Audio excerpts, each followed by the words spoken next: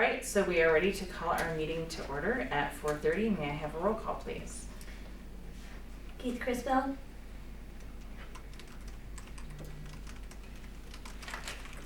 Can you guys hear us? I think not. Are you muted by any hear chance? Jesse. Were you asking if I could hear? Now I can hear. Okay, thank you. Thank you.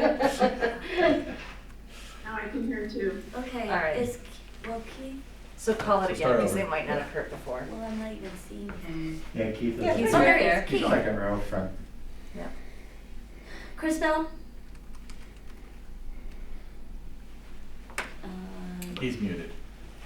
Well, he should be able to hear even though he's muted, so. Keith, can you hear If you us? guys are talking, you're on mute. Oh, we're gone again. We're on mute, sorry guys. Okay, you All got right, it. sorry. One more time. We're still muted. Yeah. That's Jennifer. No, the No, one no, in the wait, big wait, corner. wait. Very bottom lower left. You can't even see it yet. Move your mouse. Right there. Annette, your computer's on mute, whoever is, There you go. running the There. show. There we go. There we go. Thanks, guys. All right, start again. It keeps disappearing on her.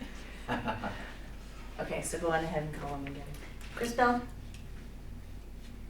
Here? There. Rosendahl. Here. Graham. Here.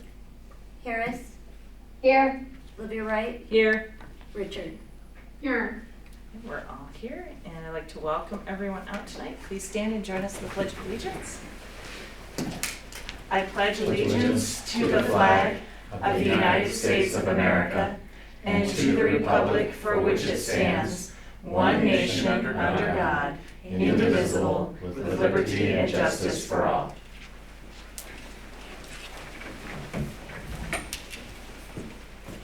All right, and next up is public comment. Do we have anyone signed up? No, we don't. Then we will move on to item 2, approval of agenda. May I have a motion, please? I move we approve the agenda. Second. It's been moved and seconded. Any discussion? Hearing none, a vote. Criswell. Aye. Rosendahl. Aye. Graham. Graham. Aye. Harris. Aye. Olivia Wright. Aye. Richard. Aye. Motion carries. We're on to item 3, consent agenda. May I have a motion, please? I move that we approve the consent agenda. Second. It's been moved and seconded. Any discussion? Hearing none, a vote. Criswell. Aye. Rosendahl. Aye. Graham. Aye. Harris. Aye. Olivia Wright. Aye. Richard. Aye. Motion carries. Now we're on to our action items. The first one is the resolution for teacher appreciation. May I have a motion, please? I move to request to approve the resolution of recognition to commemorate May 2nd through the 6th, 2022 as Teacher Appreciation Week. Second. It's been moved and seconded. Ken, do you want to present a little? Yes, we just wanted to take this opportunity to recognize our teachers, and I wanted to give Suzanne a moment to express our appreciation to our teachers, and then I'll let the board say whatever they'd like to say and approve the agenda, the resolution.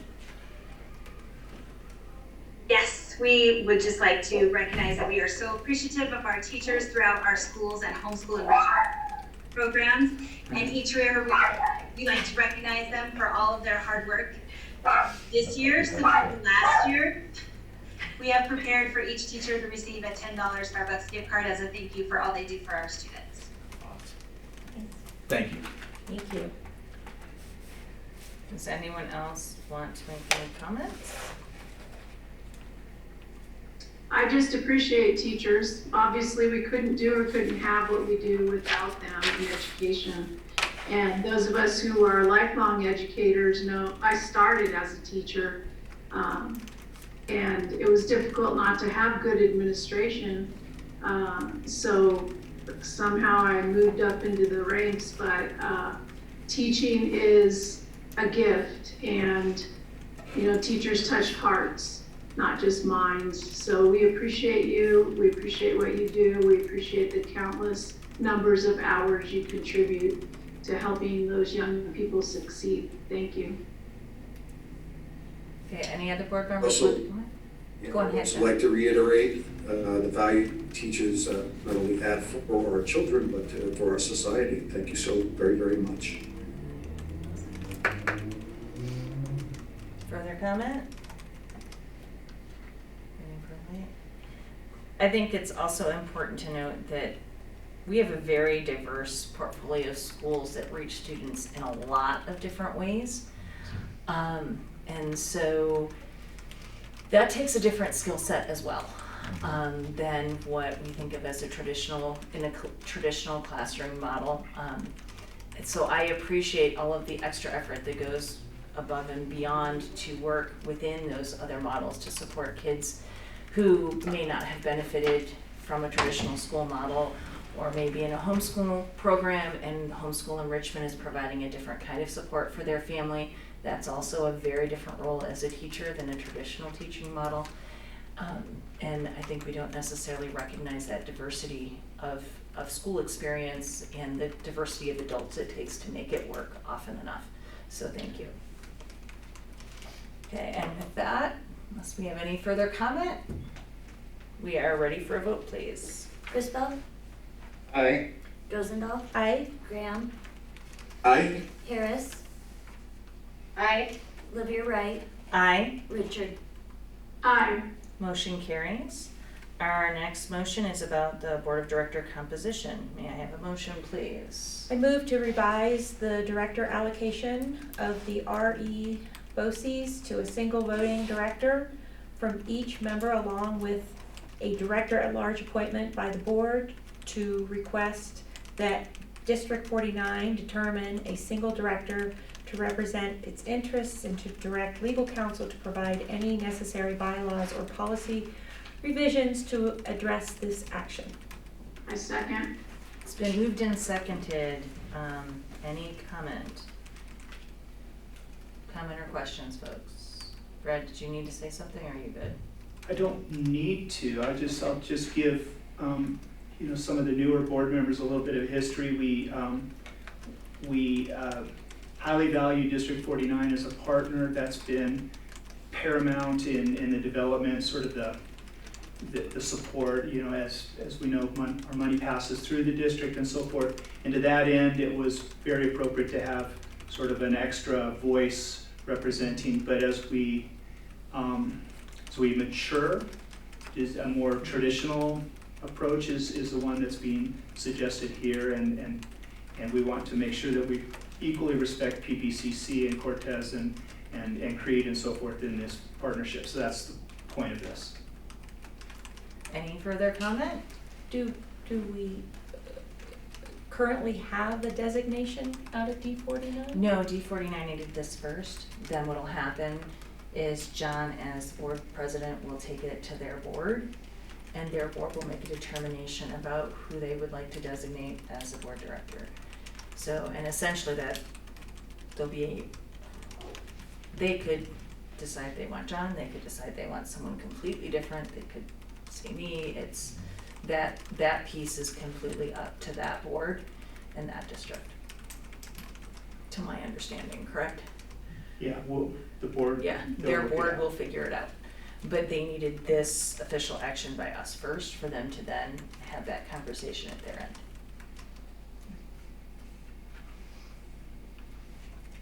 Okay, then if there's no further discussion, may we have a vote, please? Crispo, Aye. Rosendahl, Aye. Graham, Graham, aye. Harris,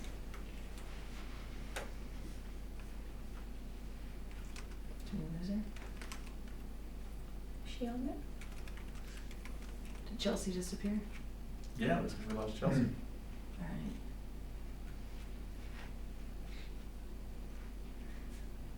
So she's left the meeting. okay. Livia Wright, Aye. Richard, Aye. Motion carries.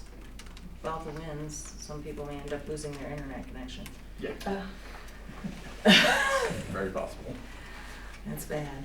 All right, our next item is the 22-23 school and program calendars. May I have a motion, please? School application. Oops, school application, I'm sorry, I checked the wrong one up. I move to request to authorize the BOCES to execute a contract with Summit Homeschool Academy to operate a homeschool enrichment program in accordance with the application submitted. Second. It's been moved and seconded. Discussion. Ken, did you wanna? Let me at least provide some factual background and then let the board discuss and take their action. Summit has been in conversation with us for actually a protracted amount of time. We started this conversation over a year ago with some real passion for a commitment to homeschool support for students in that area. And we consider their founding team to be very strong. Their proposal was outstanding, a lot of detail and a lot of commitment to education, not just socialization, which I think makes them a very strong homeschool enrichment program to be considering to be authorized by the BOCES. I do have to apologize that I did not have the final review in time to put it on last month's agenda, so I asked for the board's acquiescence to sending that application immediately after last month's board meeting, so you had a full month to review it anyway. So at this point, I am asking for an action. Okay, anyone have any questions or comments? I will say I was really, I was a homeschool mom, looking at what was in the application, the curriculum, the ideas, just spot on. Thank you, it was strong. Others? Anyone else have comment over there? I did bring some questions up to Ken earlier, and he answered those. The one thing that was interesting to me, I thought their application was very good. It went above and beyond what a homeschool enrichment program should do. I just was curious why there was absolutely no mention of or anything about history, government history, social studies, any aspect of that. I understand homeschool students often gain that through literature in other areas, but I just didn't see any mention of it. But I had a full explanation, and Ken was just gonna cite and mention that, but I just thought I'd say it. I don't have any issue whatsoever, just sharing that thought. Okay, and Chelsea, we're on the school application. Did you have any questions? Well, sorry guys, my computer decided to reboot and then denying it all day. So no, but thanks for letting me know where you were. Yep. And one comment I wanted to make about this that I really appreciated, most of our homeschool programs predominantly offer something outside of the primary subjects, the English and the math and the science, as enrichment. And so this to me is very different than any of the other homeschool programs we currently authorize, and I think is something very, very needed, not just in the Castle Rock area, but statewide, because there are plenty of people who might contemplate or consider entering that realm, but they need the support to be able to do it, and people teaching them how to. And a huge piece of what I read in this application was that, look, we're gonna give you support in these core subjects. And that may be why it didn't flag for me that history and social studies was not there, because most parents, especially kind of given the atmosphere in which this is growing, are a little more comfortable with that subject matter than they are in teaching their child how to read or teaching really understanding how to teach someone mathematics, right? Those are the things, or how to write. Many of us are really good writers, but do we know how to teach someone else the components of writing and grow that? And so that holds whole segments of groups from even thinking about or moving into that realm. So I really hope that this grows and grows into more communities. And I mean, I know Chelsea at times has mentioned about, okay, how are we reaching out to some demographics that maybe haven't considered homeschool in the past, and haven't thought of themselves as having the resource. This could be a way to move into a more diverse community as well, 100%. socioeconomically, and just across the board, saying, look, there's this whole movement that can help and support you. And it's a formalized piece where, look, we can help you figure out the right curriculum. We have these pieces and we'll support you in the core. And most homeschool programs don't support the core, they supply the other components. So I really liked that. And I'm excited to see if it'll grow and move beyond Douglas County. So anybody else have anything further? All right, then with that, we'll have a vote, please. Criswell, Aye. Rosendahl, Aye. Graham, Aye. Harris, Aye. Livia Wright, Aye. Richard, Aye. Motion carries. Now we're on to the school and program calendars. I move we approve the attached school and program calendars. Second. It's been moved and seconded. Any discussion? Suzanne, did you have anything further for us?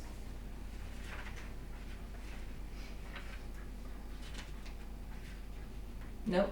Okay. Did we Right. lose Suzanne? I'm sorry, my internet is going in and out if you were. Yeah. Did you have anything else you needed, or are you good? No, I'm good. I just wanted to recognize that the relevant on the few mentioned changes for. Okay. Thank you.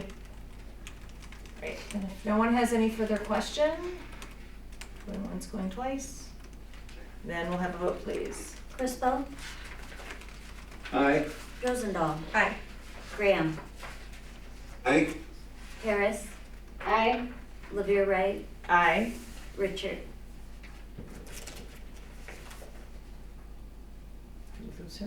Richard. Aye. And our last action item is the 22-23 board meeting dates. May I have a motion, please? I move that we approve the 22-23 year board meeting dates schedule as presented. Second. It's been moved and seconded. Any discussion? I just want to thank Annette again for putting it together and for taking the time to actually make sure that it was still what worked for everyone. Thank you. That was very considerate of everyone as well. All right, so then with that, we'll have a vote, please. point. Oh, did you have something else? I Yeah. do, I'm sorry. I did not notice until this very moment that action items end at E, but the action items go to F on the agenda. Is mine different than yours? Yeah. Okay, Are you sure you're not looking your at agenda has F discussion? on it? Oh, 'Cause mine doesn't. no, the one I printed though does. Okay, good enough. Yeah. We're all good then. My apologies. Okay. As long as we go on to F and we don't skip the last action item. Oh, That's all I'm yeah, trying to I make sure. didn't. Okay, Yeah, I see that. all right. No, yeah, the one on my packet only had 3, so I was like, what? Okay, so then, may we have a vote, please? Criswell, Aye. Rosendahl, Aye.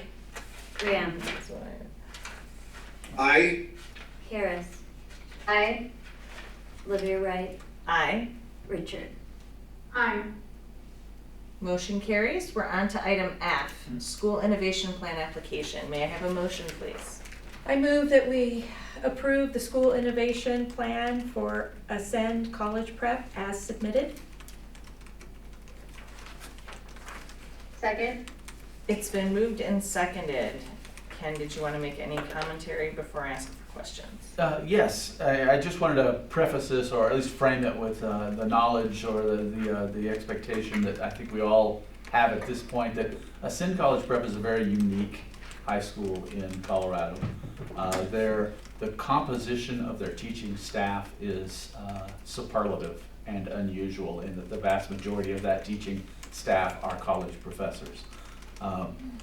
Steve Durham made an interesting question recently at the state board in referencing the fact that it's hard to imagine that a professor in a content area is not qualified to teach high school students. And we certainly hold the same view that these are excellent content, prepared educators that they have in the school. But some flexibility in getting that quality of educators into a school, where they're not probably going back to school to get a teaching degree, but are going through CTE programs or other certification programs, is important. This school, in filling a need for college preparation for students, also has a need for some flexibility in being able to manage their staff and to be able to manage their program in a way that allows them to maintain that uniqueness and to continue to excel in that area. So we're strongly in favor of the school getting an innovation plan in place. The steps that would require, though, is it requires us to approve their plan, which is before you today, and then it will also require the state to approve that plan afterwards. So now, questions from board members?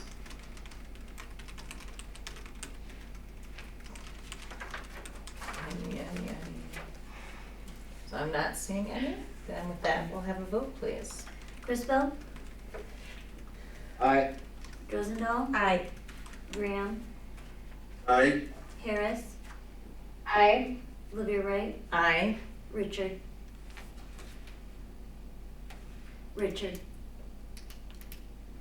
Sorry, aye. Motion carries. Now we are on to our discussion items, and the first is legislative issues and updates with Amy. Hi, good afternoon. Can you hear me? Yep. Okay. Well, we are a week away from the last day of session. Last day is next Wednesday. Things are now moving very quickly. The calendars are very backed up. They're running through almost 100 bills a day right now. For some reason, the calendars, we haven't seen the schedule, just got a little bit out of control. So long days right now. Most important to us is School Finance Act. It is waiting in the Senate. Our portions that we care about have held from what we got changed with moratorium in the House. So we don't need to worry about anything there. There's some gamesmanship going on right now between school finance, the school finance bill, and another bill that is sitting in the House. But keep in mind, it's not what we care about in school finance. It's not the money portion of school finance. It's the ancillary things. And School Finance Act has to pass. So regardless of what happens by the end of next Wednesday, the School Finance Act will pass. That's really the major thing that is still hanging out in education. There are other huge bills in healthcare, public safety, areas that are not education related that are slowing things down. But what's good in Colorado is we only have 120 days and it ends next Wednesday. So are there any questions? It was a pretty quick update this month. Okay, anybody have questions for Amy? Okay, I'm thank not seeing you. any. We'll Thank see you, you next Amy. month. Yep. Thank you. So the next item was the ad hoc work committees. And so bringing this piece up, we have talked about how we're gonna have we believe a lot of different kinds of schools and programs applying again. And if we're gonna have a large influx, does it make sense then to have a board committee to be able to assist in starting to screen those so that board members are involved a little bit earlier? And then finance, as well, as we talk about doing things like compensating for staff, education, looking at trying to finance different things for loaning schools money, so versus the different grant sizes that we were given in loans, having some board members involved in kind of the front end of looking at some of those finance pieces could also be good. So my suggestion was to look at establishing those two committees ad hoc to kind of get us through and start building something up for those pieces, knowing that both pieces are gonna have some more complexity to them fairly soon. Yep. Miss, I'd like to add some information on both of those points because we've got interesting news on both of those. This is a good time to mention that We just had a construction loan that this board approved for Merit Academy. They've come into some additional funds. The first thing they did was pick up the phone and say, we'd like to pay off our construction loan. So excellent partners, just wonderful behavior, and it goes to speak to the kind of partnerships that we have with these schools and the financial responsibility that we have with them. So that's good news, and I'd just like to encourage the board to continue to entertain those conversations when we have them. I believe we're administrating them very well, and we're accurately judging the right risk tolerance for some of these. But the other thing that I would point out is also, in terms of, we do manage a pipeline of schools coming in, but we do try to stagger them a bit so they don't pile up on us. And I hope the board recognizes that, but you also see it. And I'm going to apologetically mention the fact that we're going to need to do this month exactly what we did last month, which is we have one last homeschool enrichment program that would like to be authorized for the fall. And here I have an application arriving the day after a board meeting. We need to go through a rigorous review, so you'll have a month to review it, but I'll be sending it out before the next board meeting, 3 or 4 weeks ahead of time, because it's the best timeline we could get. I hope that we're able to maintain that nimbleness while recognizing that we never sacrifice the rigor. That would be my input to the process. Right. Well, and the idea would be for the board to be more supportive of that, right? So that board members know way earlier than what is actually in the pipeline.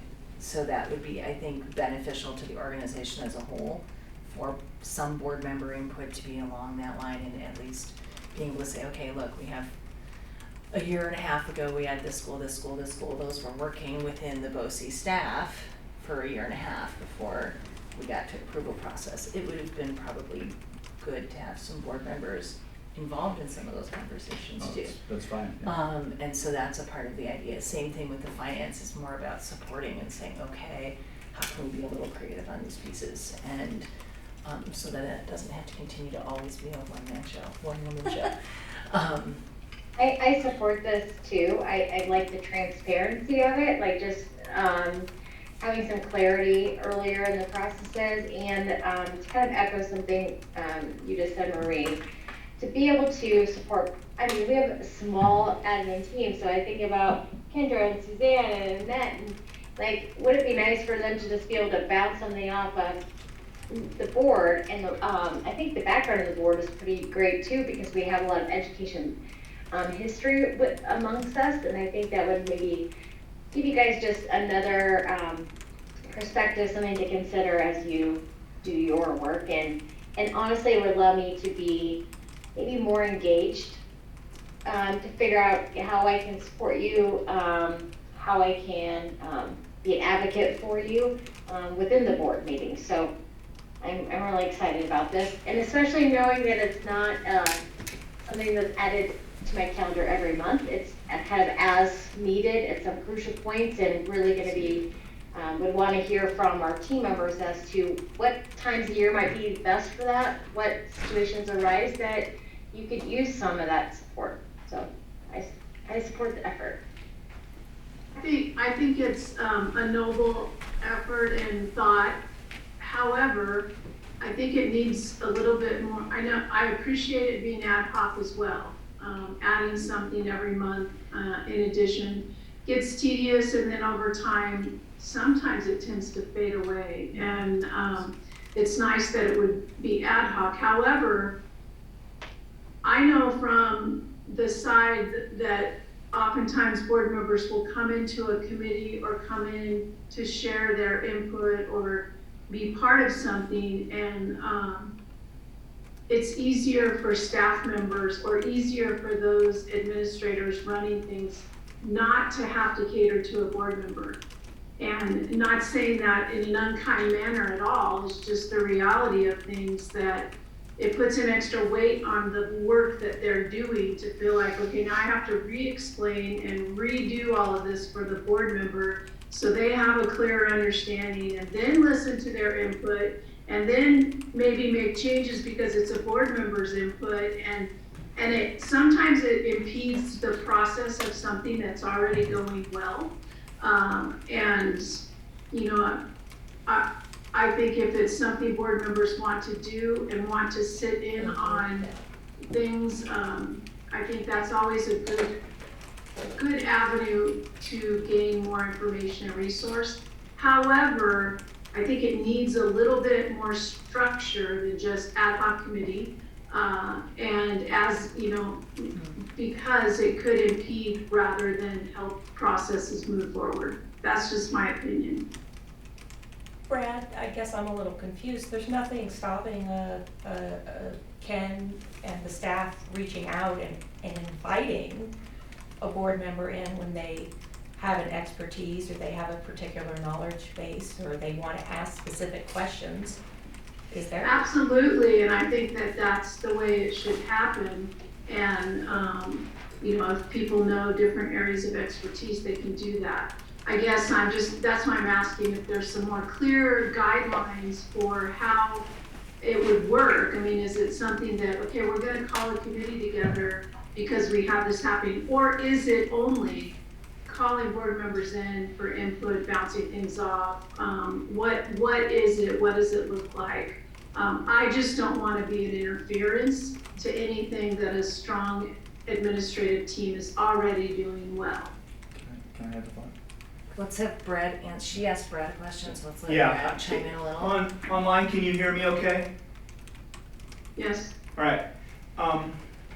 So in the role that I play, I've seen this play out in a number of different manners, and I will say that on the one hand, if the board is directing the sort of the manner in which this is handled, it has this nice sort of accountability measure to it, sort of a nice, you know, and a delegation that's very specific. So let's say John is appointed to be on the finance, then he feels a sort of burden to, you know, contribute and it's a commitment. So there's those positive aspects to that I think are useful.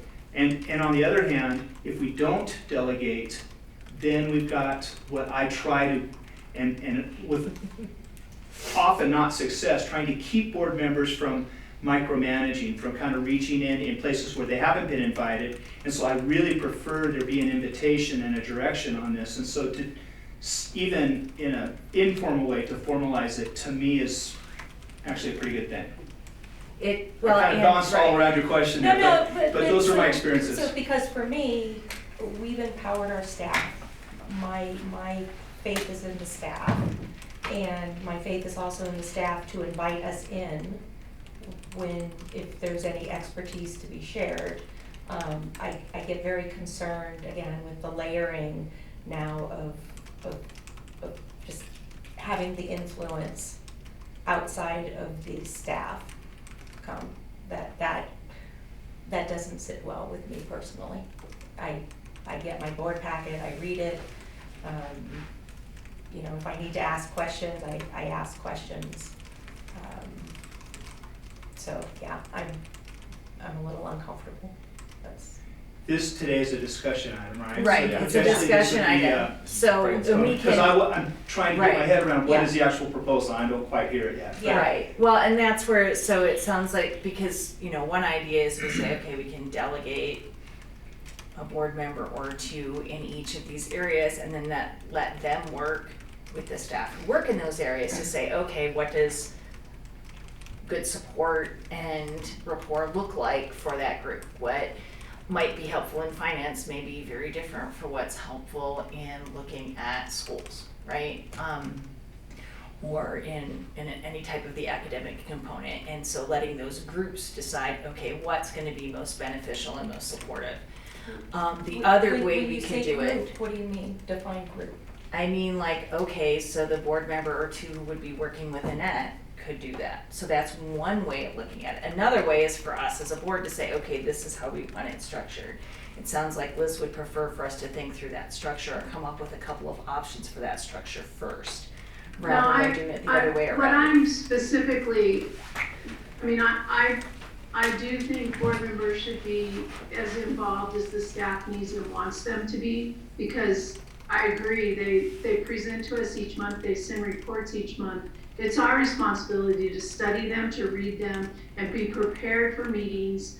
And if we have questions, to seek answers even prior to the meeting, so we have better understanding.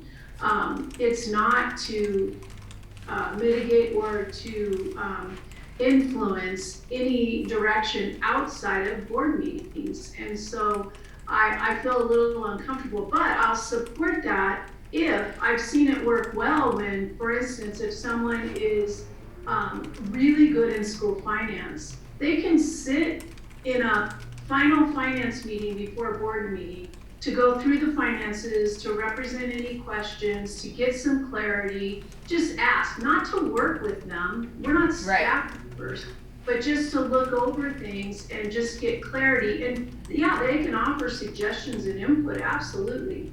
But then that person that served on that committee at that time would then represent the financial aspect when it's meeting time. So Annette goes over her information on finances, but then we also have a board rep who could say, you know, this was discussed in the meeting. I thought I'd bring it out because it's of interest to the board. We've talked about it several times. Here's what the direction we're going, and Annette, thank you for presenting. I really blah, blah, blah. But it gives an inside representation, not just the flat board meeting representation. So that I see has some merit and some strength. I just don't want to meddle. I mean, maybe it's from being involved with boards who tended to meddle, if that's a poor word, but micromanage. It's very uncomfortable for staff because even though we say we trust them, we have, you know, we're there for them, or, you know, they feel like, are we doing something wrong? Because we're the ones who are supposed to be doing this and presenting. So if it is in a manner of input, and then they'll represent in the board meeting and share some insight, that's great. I just don't want to be part of, I explained it, that's a better explanation of where I'm coming from. Well, and I don't think, go on ahead, John. My experience is actually a little bit different, and I can tell you right now that I'm probably on one of the more dysfunctional boards I've ever seen. Okay? And to me, it is proper board oversight to have liaisons on those kind of committees, not to micromanage, but basically to oversee. And when I say oversee, in 49, I'm on a bunch of the committees, and I don't really say anything. I now have a better understanding of how the inner workings go. So when someone from outside the board says, "Are you guys even paying attention?" Yes, we are actually. We have members that you know, not necessarily work along staff. I don't want to do that work. You guys are the experts, but it's basically, you know, building that trust with the parents, with the public that may have questions because they don't see all that hard work that the staff is, and then I can be the advocate. You know, I basically have, well, I guess now I am a member of the Student Board of Representatives. I just took that over recently, and several other things. And you know, the employees tell me, "Hey, I want you to emphasize this." So I can see Liz's perspective where if you have control freaks that are micromanaging and telling employees what to do, but that's not actually the role of the liaison to the board, and they can't direct anything because if you do no more than two, they're not allowed to do that. That should, you know, that's in our policy. So when someone directs a chief officer, and I've done this too. Marie was my president at one point, and she knows that I would say, "Why can't you guys do it this way?" You know, because it just seems logical to me. But I learned that actually we don't direct as one or two members. It has to be a majority. So it's safe to say that won't happen. If you have someone that does that, then the board president has to correct them, or I would say counsel them at first and then correct them. But to me, if we're getting so big the information is gonna be flowing, and you're not, number one, employees are not gonna have enough time to brief the information in one meeting a month. And number two, you know, all it is really verification that, you know, yeah, someone on the board is paying attention specifically. I think Yeah. board, liaison, if you wanna call it that, or participation on committees will actually look better for us as far as a board involvement goes, but it doesn't really mean you're being involved and telling people what to do. That's not the role of the liaison. Just my 2 cents on that. Go on ahead, Brad. Yeah, so I wanted to say a couple other things. I've been scratching, trying to think of an analog, because we're not like a district in the sense of, you know, the big committees and you're one member on the DAC of 25 people and so forth. And so that size factor is different. And in a charter school, Liz is right, she's got a little charter background, I've got some charter background. You know, there can be agenda-driven sort of committee appointments that can be problematic. I would analogize what you're asking for, Marie, to, in the charter context, a building committee, where we're gonna expand, we're gonna build a high school facility, we're gonna build a new gymnasium, we're gonna expand our property, and it is an appropriate way to have the board in a change cycle, recognize what's going on, defend the intermediate decisions that inevitably have to be made along a cycle of change, and be able to support the administration in that, not to necessarily overly influence it. And you can design, you can delegate what the powers and non-powers Right. are of this position. But I would be supportive of something that is eyes-on in the areas of change, and I think you maybe properly identified them. But I would, for the Classical Academy just expanded their facility and had a board member just kind of sitting in the construction meeting, so to speak, just so that if the president made a decision on whether we're gonna extend the parking lot 10 feet this way to do this thing, an intermediate decision, it's defensible, it's defended by the board and not criticized later. So I'll throw that out there. And it's relationship building and relational in a way that, as we've gotten bigger, I don't think we have in the same way. I mean, when this started, we had 2 board members from D49, 2 board members from way up northeast, right? And then 2 board members from D49 would be the ones who were more involved, and there were 2 staff members. So, so everybody knew everybody really well and had lots of one-on-one conversations in a different way because it was a very different kind of organization. We've now grown to something that's much larger and more structured and serving a pretty significant number of kids. And becoming engaged in some of those ways again, like we were from the beginning, can help us, I think, stay authentic to who we are as well and show support for folks as they come on and off. We have quite a few new staff who some of us may have never met in person. Quite frankly, thanks to COVID on top of it, Come on right? down. Almost all these new people, you know, in the pictures. So- Well, You know, if I may, our liaisons don't actually have any voting ability on these committees. If the committee, like the CLAC, is voting, we're like guest advisors. It's not that, we don't lead the committee. We're just there if they have questions. We give board updates to the committee, and we receive committee updates as well, so we can report back to the board, you know, but Right. that's how I look at it. as long as it doesn't become something cumbersome and we lose our agility, because that is. You know, someone's talking, I haven't figured out who's talking. Bethany, Bethany, I'm talking, John, can you hear me? from on our table. Okay, because for me, our agility, one of our greatest strengths is our agility. We are dynamic, we're flexible, and I do not want to lose that. So I don't want to bog down in layers. No, we're not looking at, well, the committee has to approve before the. I know, Right, but, that's not the. but input is input, and it changes the dynamic, so we have to be very careful how this is structured. I agree with Bethany. I just want to say I do love our flexibility, and I think that is a drawing factor for different entities coming to us, because we will let them have autonomy and we're there to support them, and they enjoy that very much. So supporting our direct admin staff, I see great value, and I like what Brad said, and I see the value there.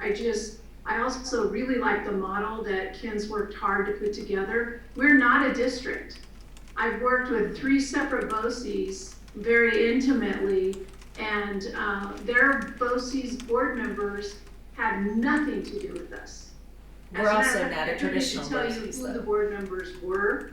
Oftentimes I was a superintendent sitting on the superintendent panel, but I didn't know who the board members were. They met separately. So BOCES operate differently. We're still LEA, but we operate differently than districts do. And the interpersonal relationships are different. We're statewide.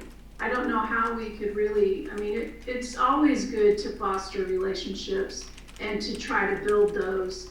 That's why I asked for a little more, not structure in a meeting, I'm not talking about that. Just what are we going to be? Is it a liaison? I like the fact that, we give a name to it, we don't vote, we're just there to participate, listen, whatever. But I just feel like we're different, we're flexible, and it is a drawing factor to people. And as our reputation gets out there, I don't want the reputation that we have our nose in things. I want the reputation that we are open and transparent, and we want people to be part of us because we give them their autonomy and their transparency too. So my 2 cents, I've said enough.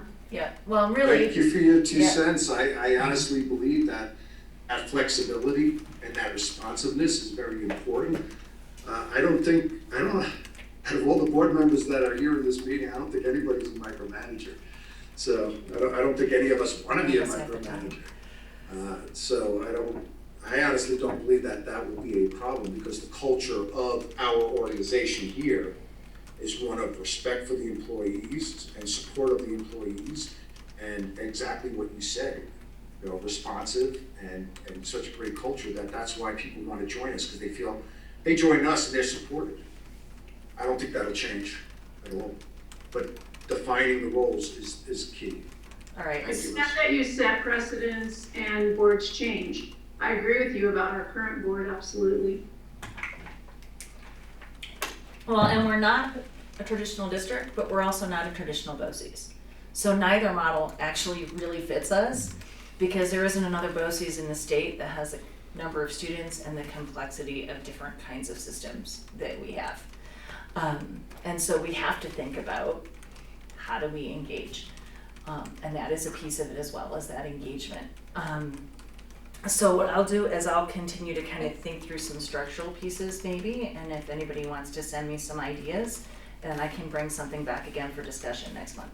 Did you have something, Ken? Yeah, I have a couple I of wouldn't points. want to micromanage Maurice, so I wouldn't do it. Yeah. Hey, I look at it, Ken's trying to make this into like a super district, right? So, I know he's working with all those politicians up in Denver somehow. Eventually, within 2 years, he'll be like control of all CPE and stuff. Let's be Maybe careful. we should change our name to the Avengers. Let's be careful with those words. Yes, please. But there are a couple of points that I just wanted to make. Number one, we very much appreciate the level of support that we get from this board and the engagement. Between board meetings, I usually end up talking with at least 3 of you with questions about stuff that we've sent out. So I know that you are actually engaged and interested. It's not the same board members every time, but I know that you actually do care and that you are engaged and interested. I do want to get a statement out there in the air, because it needs to factor into this discussion by the board. We don't work by committee. I don't sit around with 4 people to try and make a decision. If I did, we'd work as inefficiently as school districts do. We have 4 employees. So if we make all of our decisions by committee, then we're all sitting in one room doing everything together. So I just want to make certain that the board understands agility is a skill. We are agile because we keep it that way. We have a low overhead. We have outstanding financials in this organization because we do not load our decision-making and our execution process with a lot of overhead. I don't want to lose that. It's central to why we are successful and why we're making a difference. Having said that, though, I welcome the input and I welcome the involvement to the degree that it doesn't establish a culture that we work by committee, because if it does, we can't do what we do with the level of finances that we do it now. The other thing that I would add is, in terms of being part of the school pipeline and the program pipeline, I think that's wonderful. All of our board members are actually highly qualified to accurately and intelligently assess the quality of programs and the thoughtfulness that's gone into them. One way you could do that is have the board appoint at least the liaison, the one person that would actually always be one of our reviewers in all of the programs. We have done that a little ad hoc in times past, but it wouldn't hurt to have a liaison. I want 5 reviewers on all of our programs. Sometimes we only have 4, but we try to have 5. I'd love if one of those 5 was a board member. And that would give you that direct involvement and that liaison and that intimacy with what's going on there. I think that's great. Another proposal on the finance side, if you would like to have a pre-board meeting with the treasurer or one person who wants to take responsibility for a deeper financial understanding to sit with Annette for 30 minutes and kind of go through our finances, I would occasionally insist in being in that meeting because sometimes it's about where we're trying to get to, not just what the numbers say. But I'm all for that as well. What I'm pointing out here deliberately with some vision is there are ways to do this that don't compromise what makes us unique and makes us effective, and there are ways to do this that would in fact very much change the character of who we are. So I'd ask you to keep that in mind as you think this through. All right, so I'll try and bring something back again next month for a little more discussion then. And we will get on to our next item, which is the Pueblo Classical Academy calendar. Yes, we discussed all school and program calendars at the April board meeting except for Pueblo Classical Academy. They had not received the go-ahead from their school network board, the Pueblo Schools for Arts and Sciences, and therefore we still don't have a calendar attached. So I know that their board is meeting next week and they're hoping to approve the calendar at that level, and then we should get a copy of it by the end of May. So I will have it on the agenda for next month and hope that we can review and approve the calendar at that time. Thank you. Then we are on to our Q3 scorecards with Dan. Hello, everyone. This is my first experience calculating scorecards, so I have a greater respect for staff who have done this for a long time. So I'll give you just a quick overview and then seek your guidance as to whether you want to go one by one. I will tell you this scorecard is a particularly difficult one in that we had growth twice. So not only did we have the growth from beginning of the year to middle of the year, we also had longitudinal growth for continuously enrolled students. And so obviously if growth was going well in a portion of the year, growth would go well for a longer portion of the year, one might think. And if growth isn't going well in either, then it's an impact. So 40 points on the academic side really weighed on growth. And one of the challenges particular in this growth is we'll use Stride as an example, and I know they're represented in the audience today. Our Stride schools have been recognized as having the greatest growth in the Stride network because they use percentiles.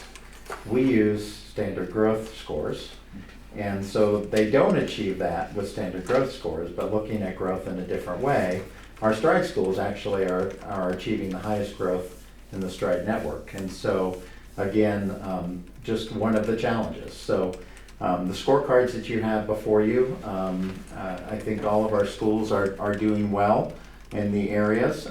We are still doing site visits. We have Ascends next week. We're doing Pueblo Classical Academies this week.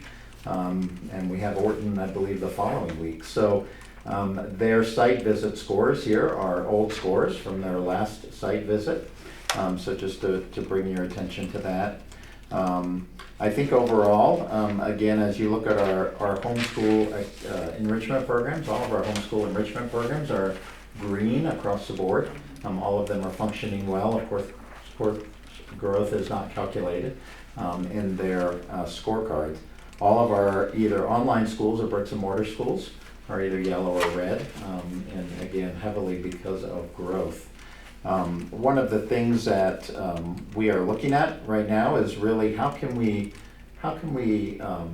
automate our scorecards. There's a lot of hand calculating right now that goes in the background to ultimately achieve this, and Jennifer, who's on the phone listening in, has done that, and like I said, I have a new respect for that after having that on my plate this month.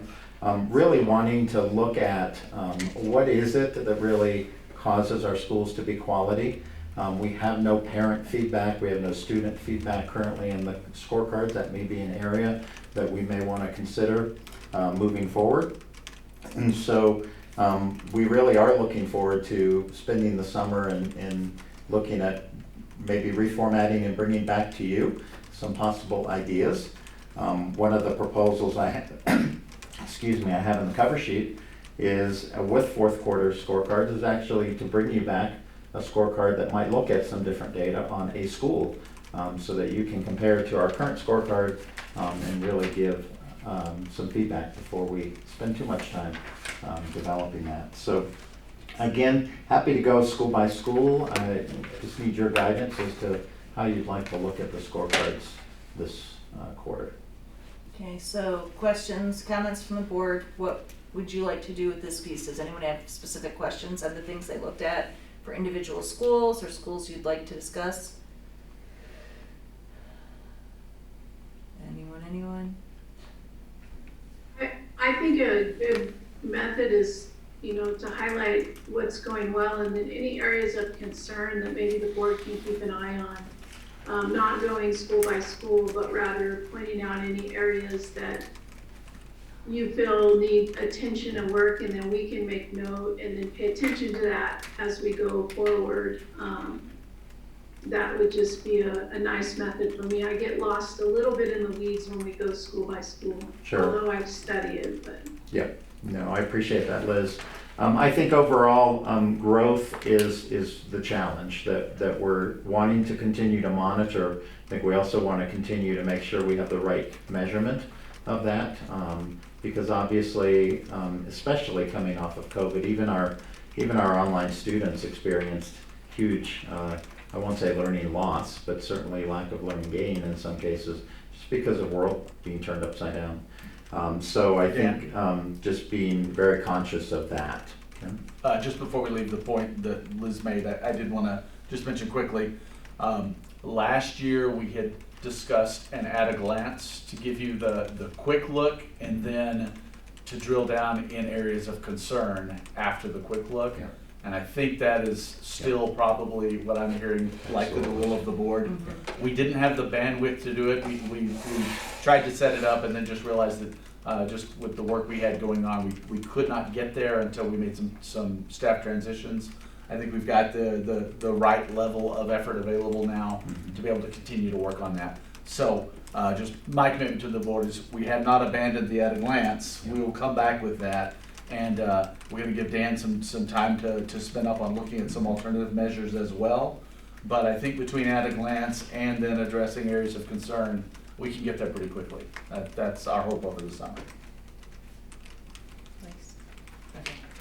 So, but to Liz's question, do you have some things to point out? Yeah, so passing rate, I would say the schools that are in red, many of them had lower passing rates than what our scale was looking for. So I would say passing rate and growth are the two areas we have summer work scheduled with each of our school leadership teams. And I think that's an area we're going to spend some time on, is really talking about how do we respond to this data, how do we collect it in a more real-time fashion, and then how do we build some action plans to respond to it. So those are the two areas I would say that as you look across the scorecards, obviously some of our newer schools, the site visits, had some impact because obviously they're putting together policies and procedures, and we want those site visits to be instructional and informative. So certainly some of our newer schools, you may see site visits scores that may be decreased. But again, overall, just in summary, it's really the growth scores in reading and math. I will say writing is an area we'd like to spend some time on as well, because it's not a statistically precise score. It's some subjectivity comes into looking at a student's writing and determine that you in fact make a year's worth of growth. So that's something we'd like to spend some time with schools as well on this summer. So those are the two areas, growth and then passing rate, and trying to look at action plans that would support our schools in addressing those areas. So is the passing rate though an interim rate right now, or are they using last semester's data? I believe most of them are using last semester's data. Okay. And then for the growth, I know when I was looking at the cover sheet component, you talked about the difficulty of looking at the continuously enrolled students, and we put that in initially in part because we recognized that for some of our schools, kids were coming pretty far behind. Right. And so they don't show up in a way that lets the school show whether their program's working, and where we have kids rotate in and out. And at the time it was the Stride schools were our only group. We needed to say, okay, those kids rotating in and out are one thing. The kids who are with you all the time are another. Let's see how you're doing with that population specifically. So is there a way we can kind of take that issue of when kids are testing out essentially into account?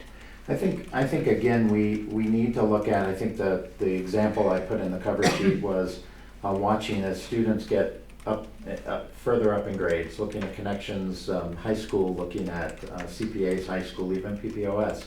The preciseness of student growth is not measured well in the tools that we're using. So when you get the difference between a 13.9 and a 13.3, could be one question that was answered differently or incorrectly. And so that's the only other concern, is looking at some students who counted not as making a year's worth of growth, but are excessively above grade level. We had some sixth graders who were reading at 8th and 9th grade level, but the fluctuations did not equal 1.5 years growth. And so again, that counted as a negative, as not making a year's worth of growth or a year and a half's worth of growth. So I think those are things that I shared with school leaders, that we really want to look at scorecards and come back with some measures that really would be statistically relevant for us to really be able to measure quality. And I know many of them have already reached out with some of their thoughts and ideas. Well, and I know that was a complaint of, as a high school science teacher, and then some of my cohorts who were math teachers, your advanced kids were never in the classes that they were testing. So if you're in, pre-calc and they're asking you geometry questions, you don't remember it. It doesn't mean that if you had 20 minutes to review it, you might, but they were testing the wrong thing for that group of kids. And so some of your best students would end up not doing so great on the state test because they weren't in those classes anymore. And the questions were detailed enough to be asking things that you'd only know if you were really in that class right now. Rusty in that Yeah, area, exactly. Like if you're in physics 2 and they're asking you biology questions, that was like 3 years ago. You're not really remembering the Krebs citric acid cycle anymore, So, and I think some of the things that we use to measure that probably do the same thing, because they're benchmarking kids on their grade level. And so they're asking them grade level things, and if you're beyond your grade level, all of a sudden that becomes an issue. So figuring that out where we can still kind of follow that at the same time, because that's a part of the support is saying, but the kids who stick with them, this is the population this education model is serving, and we want it there for the kids who it really serves well. Agreed. I think. Yeah, and I appreciate you looking at the tools. That's been something that's been challenging for me in reading and interpreting the assessments, is the tools are different and they vary quite a bit. So I appreciate your educational experience and expertise, and I think the BOCES is fortunate to have you. So I love the work that's been done, but I think it will enhance and enrich for the kids' sake what you're doing, and looking more closely at the tools and the consistency with which we use them across all of the schools. Thanks, Thank you. Liz. I also think if we can make our scorecards auto-populate so that they can be a snapshot in time at any moment, they will be more useful for our school leaders too. Instead of waiting for the hand calculation and then seeing the results, being able to click into a dashboard and say, okay, here's where I am today with the measures that are available. So I think it not only will be helpful for the board, but it will be helpful for our school leaders as well. Okay, and then, so celebrations? I think, again, Stride schools certainly, while their scorecards may not cause them to think we should celebrate, I would say, again, we have the highest performing Stride schools in the Stride network, and there are many schools in that network, and so I think we should be very proud of that. I will say just on Stride schools as well, we were a part of an EC review from CDE today, and lots of praises were heaped on CPA for the work that their teachers have felt this year, and the amazing things that are going on there. So overall, I think, again, our schools are working really hard. It's a pleasure to be a part of the organization and to work with them. And I think our summer work is going to be grand. There's going to be a lot of work to do, but I think in the end, I'm just really excited about the quality of leaders that we have in our schools. So. Awesome. Does anybody else have any further questions or any more information from Dan? Okay, seeing none, so then we will move on to our next item, which is the preliminary budget with Annette. Thank you. I'm going to speak with you as if you're looking at your document. When I share it on the screen, it's hard to read, and it's hard for me to maneuver in there. So I would like to give you an opportunity to find the budget. Should be the last couple pages, right? No, it's kind of a little bit. Oh, no. 5, 9, Yeah. 2, 5, 9. Here. Got it. 259. It's 261.9. Oh. Okay, and I want to bring your attention, I'm going to be speaking about the column that's right in the middle is the budget we are working, that we're using right now, and it's the 21-22 amended budget. So that's our budget for this fiscal year, compared to the column that has a header that's in yellow. So the fiscal year 22-23 preliminary budget.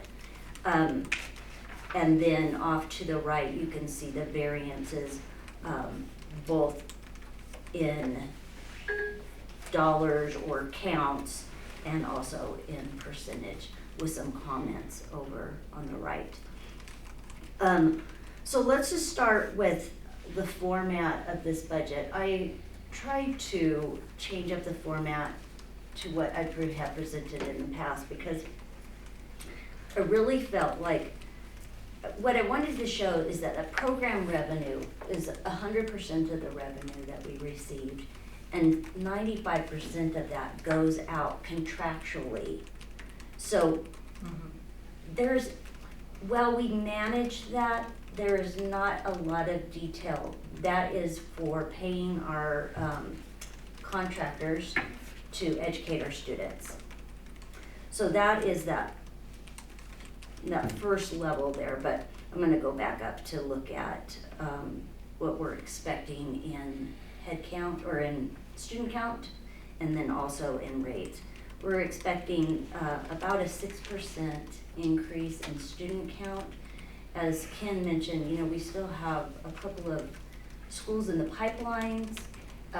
So that still not a real firm number, but that's pretty close. I think if we get a couple more homeschools approved even, they tend to have very small student head counts. There's a difference in the rate that's paid to children who are in school programs and children who are online. And the students that are in school get a slightly higher rate, so you can see that they're projecting both of those rates to increase 9%. So between 21 and 22 to 23, we're expecting a $4.6 million increase in program revenue. And I always do a rate and volume variance. 2.3 of it is based on a rate increase, and 2.2 is based on student count increase.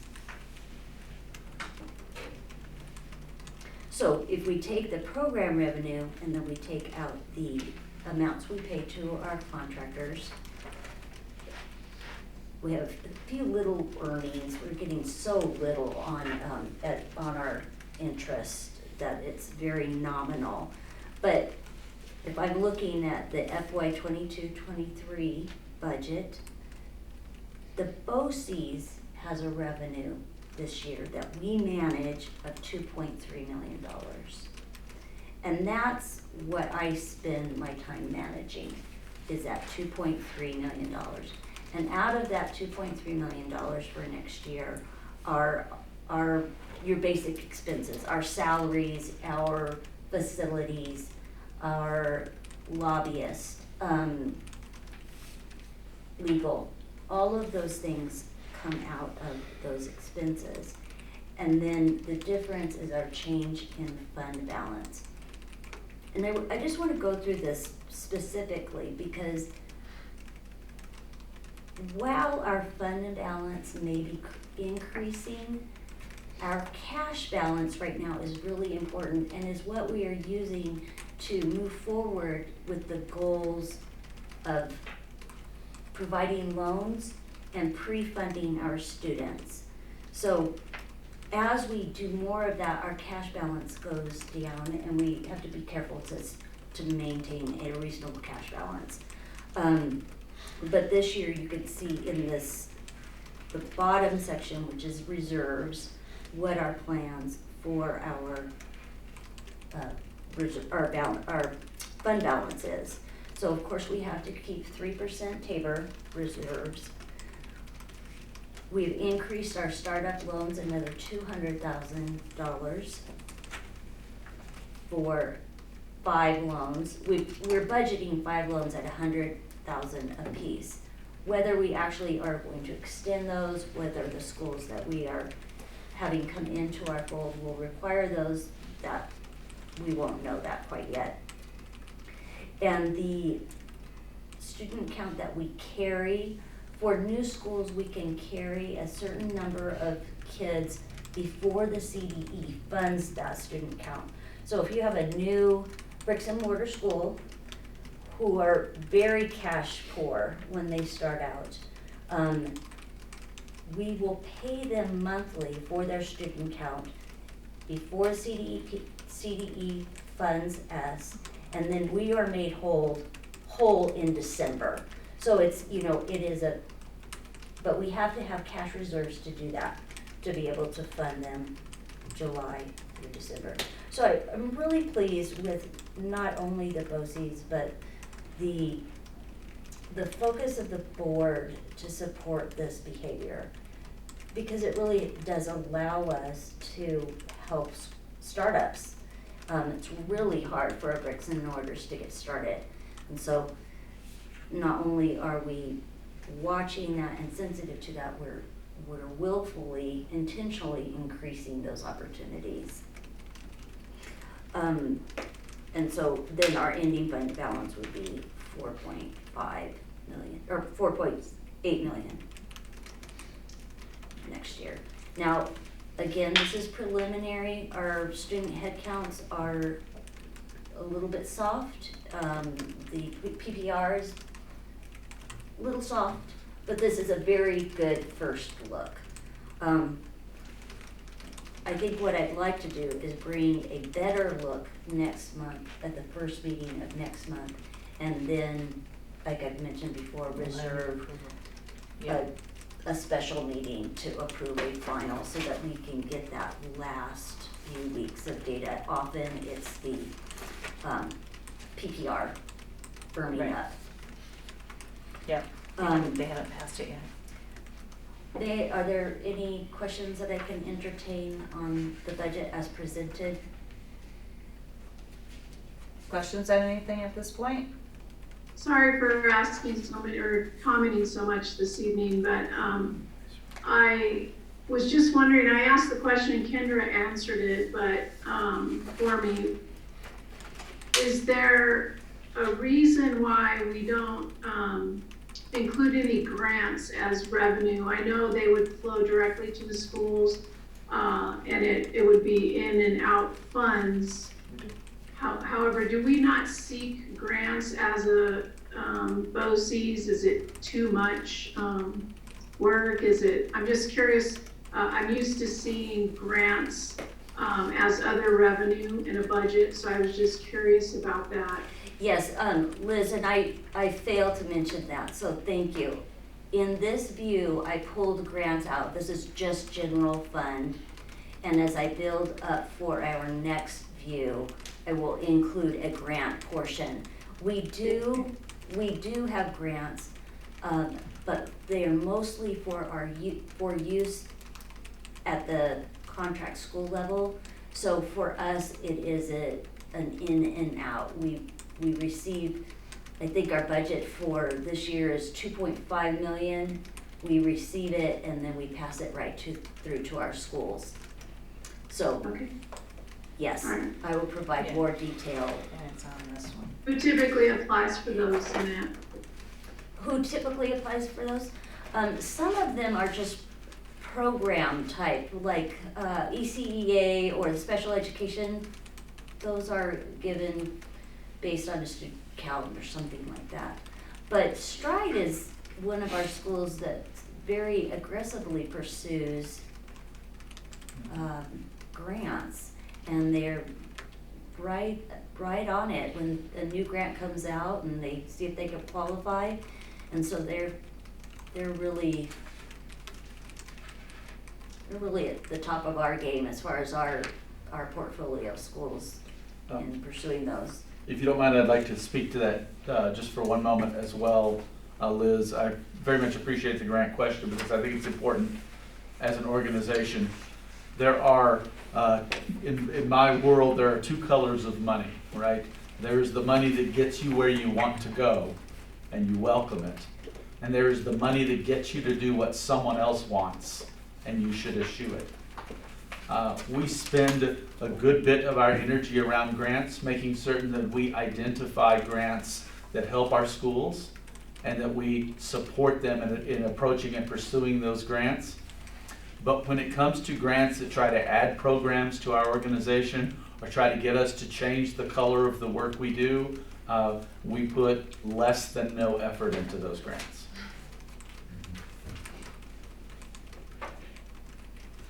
Totally get it, totally respect it. I just was, I'm accustomed to seeing a line item that wasn't there, so. Yes. Absolutely, and it's a significant number for us, so you absolutely will include that, and she typically does. But I think it's important once in a while to talk about vision and strategy as well when these things come up. Yeah, and I think the vast majority I've signed, because as president of the board of directors, I get all the signature sheets and I have to sign for them to submit. The vast majority of them come to me through Kendra and Annette, but they're from schools. So it's schools looking at things that are specific to what their programs are, rather than an overarching one that covers all of our students, because that just doesn't work in our model, given the kinds of schools we have. I do know that Ascend hasn't secured them yet, but they're really pursuing grants right now, so we may see some in their operating plans for next year. Any further questions on that? I believe we are ready for our motion for executive session. I move that we move into executive session pursuant to CRS 24-6-402 4B to receive legal advice on specific legal matters pertaining to ongoing litigation, and pursuant to CRS 24-6-402 4F to discuss executive director job performance and related evaluation matters.